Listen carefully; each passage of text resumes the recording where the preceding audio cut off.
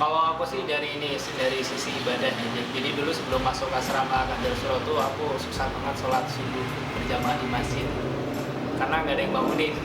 Nah setelah masuk di asrama ini kan di ibadahnya dipantau. Jadi alhamdulillah pada setiap hari aku bisa sholat subuh berjamaah di masjid seperti itu. Dan juga ibadah-ibadah yang lain jadi lebih maksimal karena memang dipantau sama asrama surau ya. Kalau kamu gimana? Kalau aku sih ngelihatnya dari sisi prestasi dan kemampuan leadership juga. Dari sisi prestasi, karena ada dorongan yang lebih dari teman-teman dan juga dari YBMPRI sendiri, akhirnya aku bisa memacu prestasi yang bisa aku berikan kepada diriku sendiri dan kepada YBMPRI itu sendiri. Baik itu dari sisi akademik seperti banyaknya karya-karya ilmiah ataupun bisa menjadi salah satu kontestan PKM. Kemudian juga prestasi non akademik seperti juara lomba MTQ, kemudian nasyid dan lain sebagainya. Dan juga yang paling aku sadari adalah leadership merupakan suatu kemampuan yang harus dimiliki oleh seorang mahasiswa dan pemuda Indonesia tentunya, dan itu aku dapatkan setelah aku bergabung dengan Kadar Surau. Kalau kamu gimana? Nah kalau aku tuh beda, kalau yang lain kan mungkin ibadah sama akademiknya gitu kan. Kalau aku mungkin lebih ke sosial masyarakatnya gitu. Jadi selama aku sebelum masuk Kadar Surau ini aku kayak acuh tak acuh gitu sama keadaan yang ada di masyarakat sekitar aku gitu. Cuman setelah masuk Kadar Surau ini aku dipacu juga buat aku dan teman-teman dipacu untuk lebih peka lagi sama sosial masyarakat, sama masyarakat yang ada di sekitar kita. Jadi alhamdulillah beruntung sekali kami masuk ke Kadar Surau kali ini. Alhamdulillah. Perkembangan yang saya dapatkan dari 1 tahun ini sangat banyak.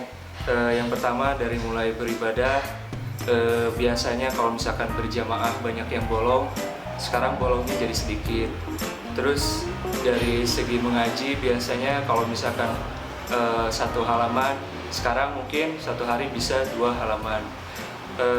Mungkin banyak lagi yang saya dapatkan. Dari segi sosialnya juga saya dapat belajar di sini kalau misalkan bisa bersosialisasi dengan masyarakat dan lain sebagainya. Terus dilihat dari sisi lain sebagainya, dari pengelolaan keuangan dan lain sebagainya, itu menjadi lebih relatif baik. Dan dari segi jajannya mungkin ya sedikit agak baik juga lah. Mungkin itu yang bisa saya sampaikan.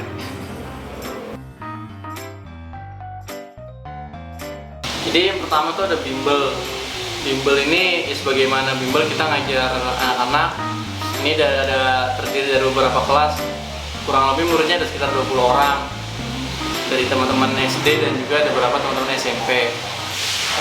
Selanjutnya ada TPQ. TPQ ini sama kayak bimbel kita ngajar, hanya saja materinya tentang keagamaan gitu. Kita di TPQ At-Taqwa seminggu sekali kita ngajar di sana. Terakhir Rihla. Nah ini agenda yang paling ditunggu oleh teman-teman. Jadi Rihla kita jalan-jalan. Terakhir kita main ke Batang. Kita river tubingnya di situ. Terus pas sebelumnya juga kita pernah ke Umbul Ponggok di Klaten. Kita juga pernah ke Simori. Jadi agenda Rihla ini memang agenda jalan-jalan kita.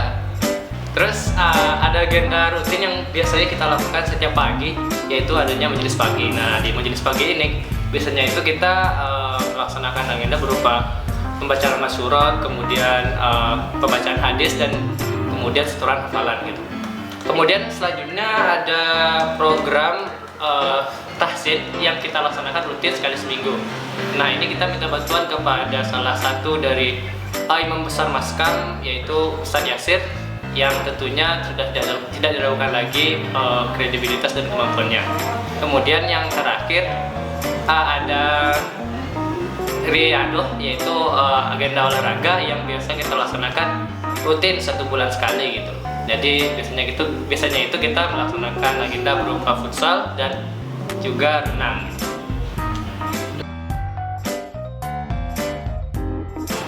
Ya, jadi kemarin itu kita kerja bakti bareng warga.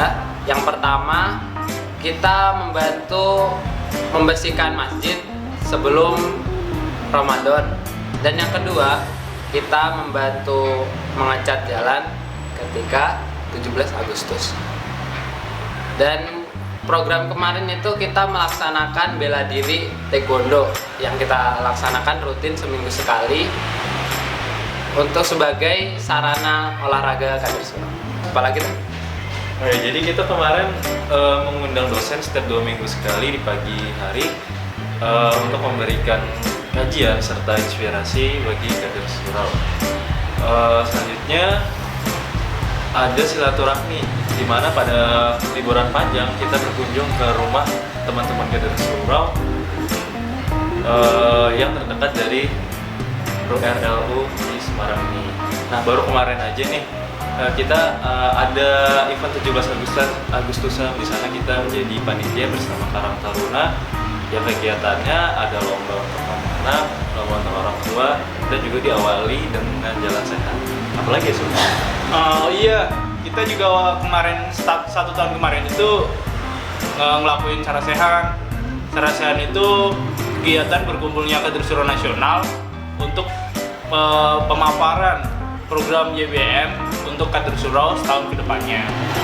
Selain itu kita juga ada ini launching RLU rumah layanan umat, di mana pada launching tersebut intinya sih kita memperkenalkan diri kita kepada warga sekitar. Pada kegiatan itu kita mengundang warga sekitar dan memberikan sekedar bingkisan untuk buah tangan kepada mereka. Jadi kemarin kita juga ngadain lomba festival anak soleh Tembalang. Lomba itu dilakukan dalam rangka menyambut bulan Ramadan.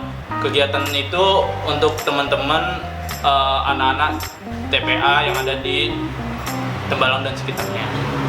Ya, selain yang tadi diucapkan Mas Sufi, ada 2 program lagi yang seingatku. Yang pertama di bidang sosial, kita ada program budaya jamur. Nah, kader Surau ini dibantu dengan YBM mengembangkan budaya jamur dengan membina 12 mustahik yang berada di beberapa kelurahan di Muteseh dan Tembalang ini. Selain itu di bidang kesehatan, kita juga pernah mengadakan salah satu kegiatan yaitu pembuatan kata gratis untuk kaum duafa. Ada yang lain nggak? Oh iya, selain itu di tahun kemarin kita juga mengikuti acara YBM berupa pelatihan tahfidzul Quran dengan metode KKM, yaitu Quantum Memory, yang dilaksanakan di Green Valley Ungaran. Di sana kita belajar menghafal Quran dengan gerakan-gerakan yang dapat mewakili makna dari ayat tersebut. Selain itu kita juga membantu mengikuti kegiatan IBM berupa pembesaran jenazah. Kita di sana membantu menyiapkan barang-barangnya untuk pelatihan pembesaran jenazah di sebuah pesantren. Dan juga ada juga pelatihan 3T, penyaluran bantuan 3T kepada sekolah-sekolah yang berada di pedesaan atau untuk siswa-siswa yang kurang mampu. Ya itu.